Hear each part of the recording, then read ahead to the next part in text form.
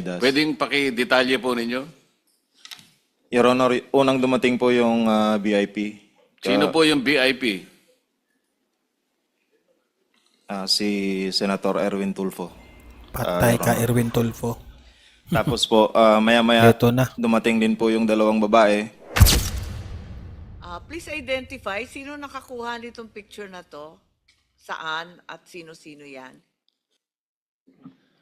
Your Honor, ako po yan, Your Honor. Ang kumuha ng picture po si Kong Saldi po kasi tatlo lang po kami nandyan po eh. Ito kinuha sa bahay sa Ilocos, no? Yes sa tabing dagat. Ang tanong ko lang, kailan kinuha yan? Same po pagdating namin. Akala ko 20 Ano yun ha? Picture yun ni Sandro Marcos. Ulitin natin. Yan. Pictures, nasa loob ng bahay. Ayan. Yung sumunod, napakaraing maleta. Kaninong bahay yan, kung maalala ninyo? O kung sino nag-deliver dyan? Po. Your Honor, good afternoon po. Ako po si George Villalon. Video po yun, ma'am, sa bahay po ni Martin Romualdez po sa 42 po, McKinley. Ito yung bahay sa McKinley, di ba? Saan to? Sa Salas? O saan? Yes po, ma'am, sa sala po. Sa Sala, oo. Mukhang ang pamilyar, opo. Magandang gabi po sa ating lahat. At heto, patuloy po nating papanuurin itong si Sandro Marcos tumanggap umano ng delivery ng maletang pera. Ayon ito kay ex-Marines, no? Itong Brave 18. Sa Ilocos raw ito nangyari. So yan po ang ating pakikinggan ngayon. Pangalawa ay itong si Senator Erwin Tulfo. Pinangalanan din na tumanggap ng maleta sa 18 ex-Marines. Okay? At last but not the least, itong si Senator Amy Marcos ay noong pinakita yung litrato kung saan naghahatid sila ng pera sa bahay ni Martin Romualdez, ay sabi ni Senator Amy, mukhang familiar. Sabi ni Senator Amy, mukhang familiar. Kasi kasin yan silang dalawa eh. So, nafa-familiarize ni Senator Amy Marcos yung bahay ni Martin Romualdez. Nandyan raw yan sa number 42 McKinley Street. Okay? So, yun po ang pag-uusapan natin. Like, share this video at subscribe, follow sa Don Mar TV. Okay? Para updated kayo. Wala muna tayong batian ngayon ha. Kasi medyo mataas tong video na ito. Panoorin natin, pakinggan natin at magre-react tayo. Okay? Ito, unahin muna natin itong kay Sandro Marcos na tingnan natin kung nagsasabi ba ng totoo itong mga 18 ex-Marines. Ibigay na ni Attorney Baligod yung pictures yata na nakuha nila dun sa Ilocos na inaabangan natin kanina. Pwede kayang ipakita lang sa body. Please identify sino nakakuha nitong picture na to, saan at sino-sino yan. Your Honor, ako po yan, Your Honor. Ang kumuha ng picture po si Kong Saldi po kasi tatlo lang po kami nandyan po eh. Ito kinuha sa bahay sa Ilocos, no? Yes sa tabing dagat. Ang tanong ko lang, kailan kinuha yan? Same po pagdating namin. Akala ko 20 Ano yun ha? Picture yun ni Sandro Marcos. Ulitin natin. Yan. Ayan. Si Sandro Marcos yan, oh. Kasama niya. Di ba? So, hindi siya nagsisinungaling. Totoo. Yung katabi niya, si Sandro Marcos, anak ni Bongbong Marcos, ang presidente po natin. So, hindi siya nagsisinungaling. Tama nga ang sinabi niya. po pagdating namin. Akala ko 2022 po. Akala ko dumating kayo nung gabi. Hapon na po, ma'am. Hapon na. Hapon Hapon na po. yan. Tapos, tuloy-tuloy kayo natulog. Yes po. Kinabukasan na po kami bumalik na Manila. Kinabukasan kayo lumipad. Pero may dala kayong mga maleta. Iniwan na ninyo doon. Yes po, Your Honor. Kanino po? Diyan po sa bahay po, ang nag-receive po ma'am si Kong Sandro na po eh. Hindi ko po alam kung kanino niya po. Okay. Okay. May ikalawang picture yata. Eto yata hindi nasa Ilocos. Sino to? Ako din po yun, Your Honor. Saan yan? Hindi po yan sa Ilocos. Wala nga. Sa Manila po, hindi ko alam kung saan po na area po yun. Okay, so pagtitipon lang yan? Walang delivery dyan? Wala po. Okay. Bakit kayo nandun? Invitation po kay Kong Saldi nun po, ni Presidente po. Okay. Dati may mga picture din sa loob ng eroplano. Parang may nakita ako dati na nasa social Sa mga nagtataka bakit ipinakita yung picture na yun na walang kinaugnayan sa maleta na katabi niya si BBM, pinatunayan lang nila na malapit sila sa kay Romualdez at ni BBM. Okay? Meron silang access, ika nga, kasi mga bodyguards to eh. So, meron silang access. Pwede nilang lapitan kasi sila yung inuutusan ng mga anomalya, like maleta-maleta. So, pwede sila makapag-picture. So, yun ang kinaugnayan doon ha. Wala yun, hindi yun connected sa pag-deliver ng maleta. Pero pinakita lang na malapit sila. Medyo makalapit sila sa mga pamilyang Marcos at sa mga pamilyang Romualdez. media, pero kung mahanap lang ninyo lahat sana ng picture, isumitin na rin ninyo kay chairman at sa ating committee para kompletong-kompleto. Thank you. Kapag may nahanap pa kayo, please pakibigay na lang. So we enter this as part of the body of evidence po, Mr. Chair. Thank you, Sen. Amy. Kayo pong lahat na nagkusa na pumunta rito kahit na alam ninyo na ang gagawin ninyo ay maaring magdulot sa inyo ng mga bagay na hindi makakabuti sa inyo at sa inyong pamilya kagaya ng nangyari kay Master Sergeant Gutesa. Kahit na gano'n ang iniisip ninyo, anong nagbunsod sa inyo para dumating kayo rito, lalong-lalo na sa panahon pa naman na ang Senado ay nagkakaroon ng, sabihin na nating, siguro, paano ba natin i-describe ang nangyayari sa atin ngayon? Ang nangyari po kahapon ay simpleng nagulantang kayo. Maring sasabihin, darating pa kaya kami? Ang gagawin pa kaya namin ay tama? Dahil sila mismo ay hindi nagkakaroon na ng... Sumagot para sa aming lahat. Gusto ko muna, isa muna sa kanila bago ikaw. Nag-usap po kami kahapon at yan nga ang katanungan. Dahil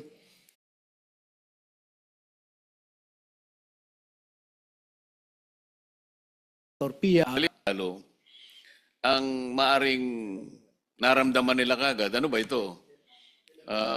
Bakit may naunang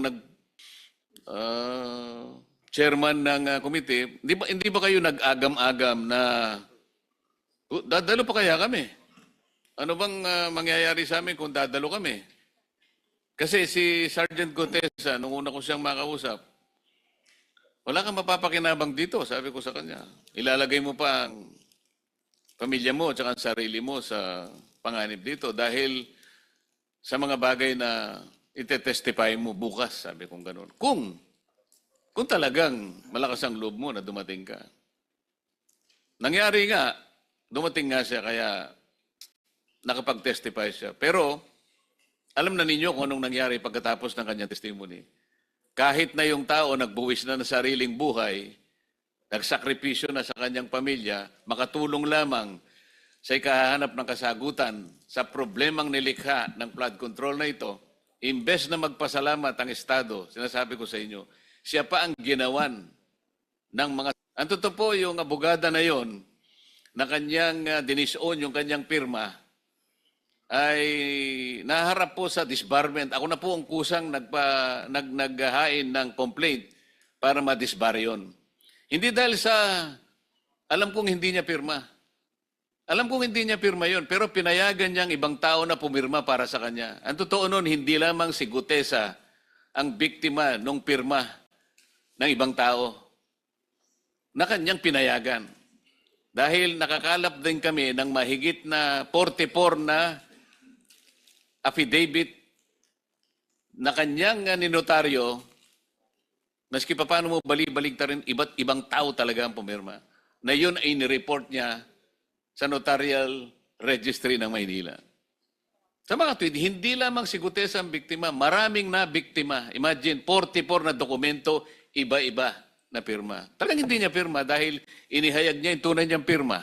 Paano ka kung nangyari itong pirma? Pinayagan mo ang ibang tao na pumirma sa'yo. Pagkakakitaan din ito Gumamit siya ng iba't ibang opisina na nandun yung mga taong pinayagan niyang pumirma. Para sa kanya, iisa yung notarial stamp. Ganun na nangyari. So ang tanong kasi, kahit na ganun ba ang... gusto ko kayo ang magsalita para marinig po ng buong sambayanan. Your Honor, pinilit na rin po namin pumunta dito para isiwalat po ang katotohanan na nangyayari dito sa ating bayan. Sa pondo po ng bayan. Dahil kami po ang nagde-deliver ng mali-maliatang pera at aming natuklasan na ito to. Hindi po kami aatras sa labang ito dahil ang sinasabi namin po ay totoo. Yun lang po, Your Honor. Yes, Your Honor, magandang hapon. Dito sa bulwagang ito, ang loob namin at kami ay nakukonsensya na hindi namin mailathala o ipahiwatig o ipaalam sa taong bayan na ganito na pala kalaki ang lokohan ng bansa. Dati kaming sundalo, ayaw naming maghirap ang kinabukasan ng mga anak at mga apo namin. Ano na lang ang credibility udyok talaga sa amin dito kung bakit kami nandito ngayon even though sa mga nangyayari kahapon dito sa bulwagang ito. Ang loob namin at kami ay nakukonsensya na hindi namin mailathala o ipahiwatig o ipaalam sa taong bayan na ganito na pala kalaki ang lokohan ng bansa. Dati kaming sundalo, ayaw naming maghirap ang kinabukasan ng mga anak at mga apo namin. Ano na lang ang kredibilidad namin iiwan para sa aming mga anak. Alam niyo pala na may ganyang lokohan sa gobyerno noon, bakit hindi kayo lumabas? At isasama namin sa libingan namin itong pangyayaring ito, Your Honor. Kasi sobra na rin kasi. 18-point-something trillion ang utang ng Pilipinas, paano ang bayan, paano ang kinabukasan natin. Itong kasamaan ko nandito, nagdesisyon kami kahapon na kahit anumang mangyari, na kahit saan man tayo pupulutin, kulungan, o anumang paggagamit ng gobyerno laban sa atin, itutuloy natin to, laban natin to para sa bansa at para sa kaiunlad ng bansang Pilipinas. Maraming salamat po. Meron po kayong nakikitang isang Grabe nakakabilib yun. Grabe yun. private jet. Ayan po, naka-flash. Hello, sir. Bakit po nakasama itong private jet na yan dito sa inyong salaysay? Hello, sir. I'm Rene Boy Julian. Sir, ako po yung nasa picture. At nagdala po kami diyan ng ng 48 malita galing sa Valle Verde to Madsea Hangar. Diyan po. Galing po saan yung maleta? Galing po, sir, sa Valle Verde, sa bahay ni Boss Saldico. Diyan sa Pasig. Opo, Your Honor. 48 na maleta. 48 na maleta po. Meron na po yung small saka medium large na po yan. Pero mas marami po yung large.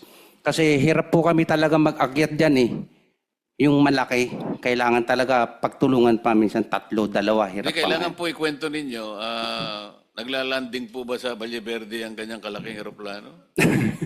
Paano po? Ikiwento nyo. Paano Po, sir. nyo Ganito ginamit po, yan? sir. Galing po kami sa Valle Verde, sa bahay ni Boss Saldico. Doon kami kumuha ng mali-malitang pera. Yung 48. 48 po na malita. Dinalagay nyo sa isang hangar. Sino may-ari ng hangar? Your Honor, Miss Aviation Development Corporation yan siya kay Kong Saldi din. So doon nyo dinala yung maleta. Yes, sir. Dinala po namin dyan, sir. Okay. Nagpunta kayo sa hangar ni Saldico.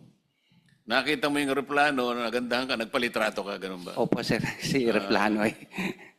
Kaya nagpa-picture pa ako dyan sa cellphone ko pag ginamit ko. I see.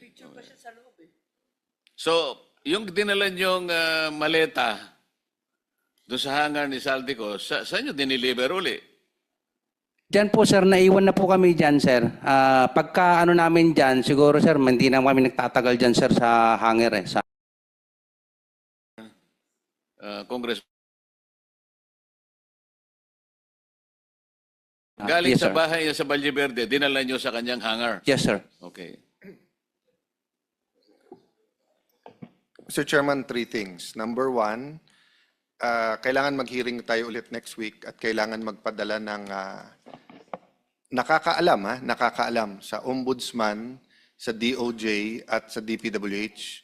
Nakakabahala kasi bakit kapag ka-witness na tingin nilang magagamit nila na kung saan ay kapanig natin na senador, agad-agad hindi pa tapos yung testimony, gusto nilang dalhin sa DOJ para kunin yung testimony. Yun po yung inangalan nyo during the hearing. Pero samantalang itong grupo na to, parang nagte-testify pa lang, NBI na mismong lumalabas para sabihin, binigyan silang tig 5 million. Kasi pag sinabi mong binigyan ng tig 5 million, ibig sabihin, kahit anong sabihin nyo dito, hindi na totoo. So, nagulat ako instead of sending someone here to say na, sir, pwede silang hiramin, sama si Attorney Baligod para malaman. No? So, it's very important na magkaharap-harap. Of course, we're inviting Senator Soto, Senator Erwin, yung mga kongresista, Senator Trillanes, lahat ng nabanggit ngayong araw na to. No? Of course, the palace can send their representatives. Attorney Baligod, question, when's the first time lumabas yung 18 Marines, more or less? Anong buwan? On public, Your Honor, was on February 24, 2026. 2026. Kasi when we- nag-wrap up ang ICC March 31 eh. So, naimbitahan ba sila sa ICC? Did you receive an invitation sa kanila? Wala po. Wala. Again, no, I wonder, sorry, ICI. Sorry, ICI. Wala po. My fault. ICI. Wala. Tama ho ba? Meron ba sa inyong nakatanggap ng invitation sa ICI? Wala po. Okay. Kasi like yung member nila, si Babe Singson, nakikipirma din dun sa mga resignation ko dun sa sa Makati Business Club at dun sa kanilang chat groups ng Dilaw, upak ng upak. Pero nagtataka ako nung kayo lumabas, bakit hindi kayo inimbita? Si Sergeant Gutesa, ano po ang impormasyon natin na saan na siya? Pinapirma po kasi siya ng kwan. Nag-recant siya, plus nabigyan siya ng pabuya at nirelease na po siya. Pero So wala kayong information kung nasaan? kung nasaan siya. So, Sergeant Hindi ko Gutesa, po masabi in public. Okay. No, but kung nakikinig Okay, so ang continuation po dito ay patungkol dito kay Senator Erwin Tulfo na tumanggap rin ng mali-malitang pera. Okay, ito naman yung video patungkol kay Erwin Tulfo. just a last manifestation, sumagot na po si NBI Director Melvin Matibag, I will wait for the subpoena. Hihintayin daw niya na isubpoena tayo. This is a very simple matter kasi hindi tama ng NBI Director kung may raw data. Anyone can say, I mean, pwede ko i-chismis na si Marcoleta na bayaran dito. Di ba? Does that mean that you will announce it? Di ba? Senator Marcoleta can say, si Cayetano, ganito, ganyan-ganyan. No? But to come from the NBI Director while we are hearing, is alarming. That's why I invited him here. You don't need a subpoena to come here and just tell us plainly, di ba? Na eto, that's why I believed it dahil nasabi ko. Unless nga marites lang yung pakay. So I'll put that on the record, Mr. Chairman, because this is a serious matter. I don't know what is more serious than this matter, except for the economy, no, during this time. So I hope we'll all take this seriously at hindi mangbaboy yung mga ibang institusyon. Kaya nabababoy din yung kanilang institusyon. Thank you for your time, Mr. Chairman, and thank you for handling this committee. Balikan ko lang itong mga members ng House of Representatives na pinangalanan ninyo sa inyong pinagsamang salaysay. Pwede bang isa o dalawang magsalita sa inyo? Paano nyo natukoy na itong mga taong ito ay nakatanggap ng pera mula sa Unit 8 or Unit 9, Polo Club Townhouse, o kaya naman sa House of Representatives? Iba-ibang lugar ito eh. Banggitin ko uli, Benny Abante, Sia Adyong, Jose Alvarez, Jojo Ang, Julien Baronda, Ace Barbers, Ching Bernos, Arlene Brosas, Franz Castro, Joel Chua, Dalipe Manix, at Delima Laila. Hindi pa siya congresswoman noon, kagaya na sinabi nyo, pero nakita nyo sa ibang pagkakataon, Dan Fernandez, Janet Garin, Don Gonzales, J. Kong Hun, Jerbil Luistro, Raul Manuel, Marcos Sandro, Paulo Ortega, Joseph Paduano, Stella Kimbo, may litrato pa rito eh. Bahay niya ba yung pinagdalhan ninyo? JJ Suarez, Erwin Tulpo. Meron nakalagay rito, pwede bang isalay sa inyo yung konting detalye? Bagamat nagkausap na tayo ngayon, nasabi ninyo ay gagawa kayo ng kaukulang detalye para patibayin lahat ito. Atty. Baligot, sino kayang pwedeng magsalita para lang itong mga binanggit nating paano nyo nakita at anong pagkakataon, maleta ba ang tinanggap, karton o shopping bag o expandable envelope na kagaya ng binabanggit nyo sa maraming paragraphs ng inyong pinagsamang salaysay? Your Honor, yung sa HOR po, lagi po kaming nagdadala dyan, isang van po, bulletproof, na puno po ng, hindi naman po puno, doon po namin nilalagay yung mga paper bag po. Para kanino? Galing po ito sa Horizon, Your Honor, binababa, kinakarga namin, then pagka yung time na napupunta kami ng Congress po, kasama po yung van na yun. Sa anong pagkakataon na ibibigay yung mga daladala ninyong mga naka-paper bag? Yun po. Nagmi-meeting po sila sa opisina po ni Boss Aldi. Then pagkatapos po noon, nakikita na po namin na yung dala po namin mga paper bag galing Horizon po, dala-dala na po nila, bit-bit na po nila. Kung hindi man sila yung EA po nila. Dahil kabisado ninyo yung mga daladala ninyong paper bag, pagka nabit-bit nila, alam ninyo na yun ang mga daladala ninyong paper bag. Yes, Your Honor. Nakikita po namin sa team ni Boss Aldi po. Maliban sa mga members ng Congress na binanggit natin, meron bang mga cabinet secretaries ang nabigyan ninyo ng maleta? Pumunta po siya sa BGC po, Horizon Homes. Sino pa? Sa akin po, yun lang po ang nabigyan. Sa inyong mga ibang kasama, may natatandang ba kayo na secretary ng cabinet na nabigyan ng maleta o anumang kahon o paper bag o envelope o anumang container ng pera? Yes, Your Honor. Ako naman po ang nagpipick up weekly doon sa 20th Banaba sa Forbes Park kay Secretary Francisco Chulaurel Jr.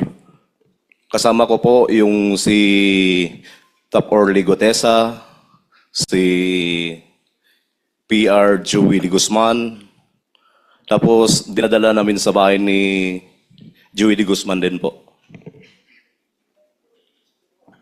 Teka muna, cabinet secretary, pero meron kayong binabanggit na media? Ganun ba yun? Paano yun? Yes, sir. Kasi PR media niya si Joey De Guzman, sir. At pagkatapos kong mag-duty doon, sir, kasi nalipat ako sa ibang assignment sa asawa ni boss, kung saldi ko, kay Ma'am Maylin Arco. Ang pumalit sa akin naman si Taverdo, which is the same activity pa rin, sir. Kumukuha pa rin sila ng paper bag doon every week. Tapos dadalhin sa bahay ni Joey De Guzman para sa media po. So, ang binibigyan ninyo ay yung media. Yes, Your Honor. Hindi, ang tinatanong ko, cabinet, secretaries. Sino pa, maliban sa sinabi ng isa sa inyo kanina? Kasi yung sinasabi mo na napunta kay Secretary Chu, napunta rin pala sa media. Yan ang pagkakarinig ko. Tama? Yes, Your Honor. Tama po. Yung direktang cabinet secretary na nabigyan, kung meron,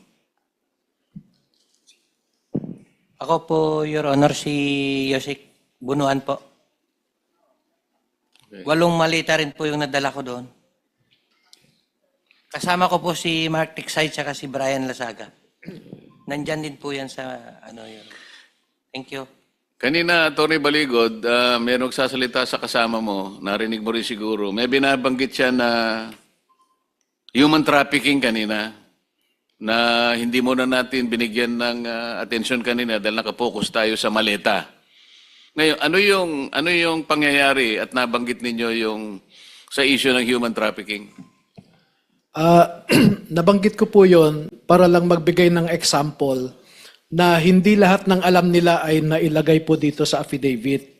At nabanggit ko yung example po na yon dahil napakabigat po na krimen yun eh. Yung human trafficking, I think, under the new law 11362, punishable by 15 to 20 years, plus perpetual disqualification to hold public office. And isang mataas na opisyal ang gumagawa noon. Ang sabi pa nga ho nila ay minsan, nagpapakuha ng 5 babae, pagpipilian niya, yung hindi niya nagustuhan, bibigyan niya ng tip, then maiwan yung napili niya. No? And it did not happen once, it did not happen twice. Marami po. Sa Maidas, minsan sa Shangri-La. Sinabi lang sa iyo yan.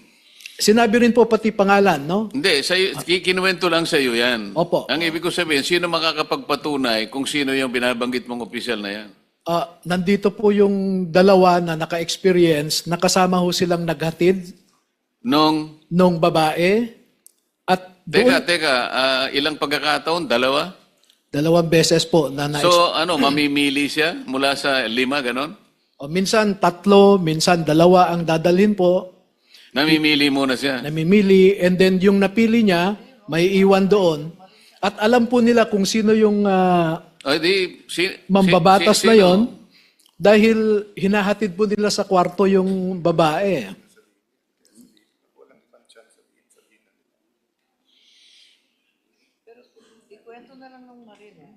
Yung siguro kung sino na lang nakakaalam kasi sinabi lang sa iyo, mahirap naman 'yon. Baka mamaya mabanggit mo hindi naman totoo. Yung magtapat na lang yung talagang nakakita ng sinasabi mo at patunayan po ninyo na ang sinasabi ni Attorney Baligod ay totoo.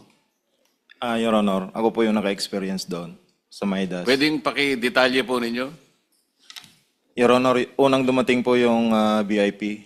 Sino po yung VIP? Si Senator Erwin Tulfo. Patay ka, Erwin Tulfo. Tapos po, maya-maya Eto na. dumating din po yung 2 babae. Inakyat po namin doon sa president. Akala ko 3 pinagpipilian, pinakamababa, 5. 2 lang pala. Yung sa akin po, pero maraming beses po yan. Hindi lang po sa Maidas, meron din po sa Shangri-La. 5, 3 po ang dinadala. O kulang ang nabalitaan mo. Sabi mo kasi 2 beses lang, Attorney Baligod. Ayon sa kanila, maraming beses. Saan lugar? Yung na-experience ko po sa Shangri-La po at saka sa Maidas po. O sino pa sa inyo? Meron pa sa Sa akin, Your Honor, as a Team ASA, namomonitor ko rin, Your Honor. Kasi nandyan lang kami sa paligid, saka sa Viber chat namin, na nandyan na, dumating na sa lobby yung babae, i-guide nyo na. Ganun lang po yung experience ko po. Ganon din yung pangalan ng binanggit ng kasama mo? Kapareho rin? Yes, Your Honor. Okay.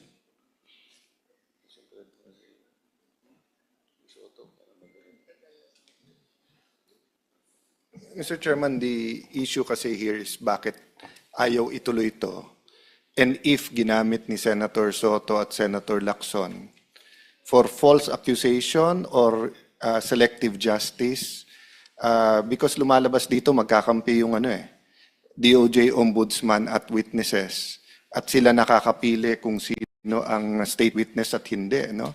Ang aking balita sa case ni Senator Joel Villanueva, in fact, 4 yung version na lumabas dito, tapos bumaliktad na nga yung 2.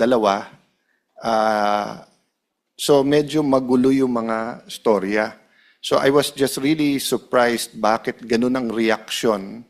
Alam mo, nung nag-umpisa to, hindi natin kalaban ang Malacanang eh. Yung dito sa changing of here. In fact, may mga dialogues through informal channels para sabihin, trabaho tayo, economics, impartial na impeachment, no? Meaning fair sa dalawang side. Pero nagulat kami bakit ganyan reaction at ayaw talaga matuloy ito. So yung pala, may mga personality na nababanggit from the 11 senators, and then yung nabanggit ko kanina, na may tinatakot na ilan miyembro na babanggitin o hindi. No? So I really hope that you will have your day in court, so to speak, meaning a real interview by the DOJ, by the Office of the Ombudsman. I think, Attorney, the individual affidavits will be important. And I really hope you keep your group together. And siguro mananawagan lang ako sa mga kababayan natin kung kayo'y naniniwala sa grupo. Yun nga, they're existing now by ambag-ambag. I don't know how, but siguro through Attorney Baligod, because their daily lives ng kanilang pamilya continues eh.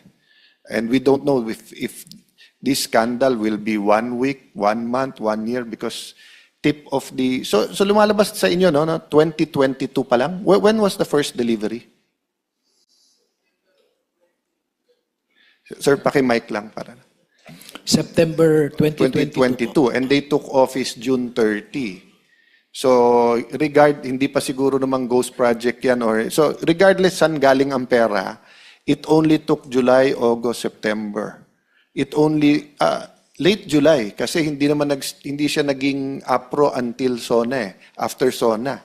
So, August, September, so parang 2 buwan pa lang may delivery na. So, we're talking about corruption scandals that were already in existence 2022, 23, 24. Bago to sumabog lahat ng 2025, no? So Mr. Chairman, I hope nga that people will continue to help us, point us at the right direction, yung mga tamang witness.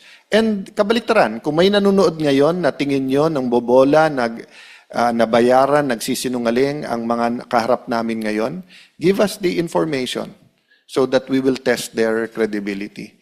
Thank you, Mr. Chairman. From my side, I think we should give them. Ayan. Last video natin itong si Senator Amy, no? Na mukhang familiar ang bahay ni Romualdez. Ito po.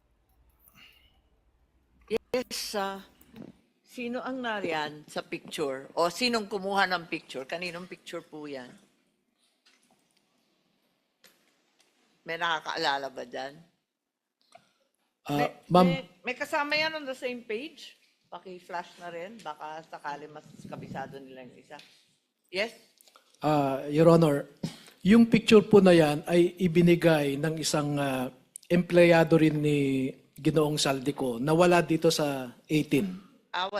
Kasi, so, ibig mo sabihin, yung binanggit mo 19 na meron pa talagang ibang magsasalita, eto yung mga ambag nila. Opo, pero sila, alam din po nila ito dahil Okay. lumabas ito sa chat group nila. Alright. Pero yung actual po na kumuha ng picture, wala po sa 18. Ito, RPC 811, kinunan rin ninyo to? O naibigay lang? Anybody knows anything about this picture? Your Honor, nakunan din po ng isa kasama namin pero hindi kasama dito. Okay. Pero na-post sa chat group niya. Yes, Your Honor. Ano ulit yung purpose sa pag-post sa chat group niyo? Para alam na dumating doon? Yes po. Sa chat group, kanino kayo nagre-report?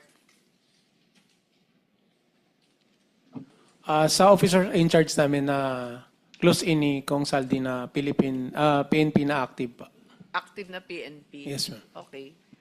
May mga picture pa. Ito naman sa loob ng bahay. Kaninong bahay to? Asan na? Yung sumunod na pictures, nasa loob ng bahay. Ayan. Yung sumunod. Napakaraing maleta. Kaninong bahay yan? Kung maalala ninyo? O kung sinong nag-deliver dyan? Po. Your Honor, good afternoon po. Ako po si George Villalon.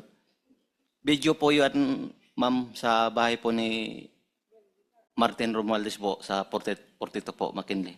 Ito yung bahay sa McKinley, di ba? Saan to? Sa Salas? O saan? Yes po, ma'am, sa sala po. Sa sala, oo. Mukhang ang pamilyar, opo.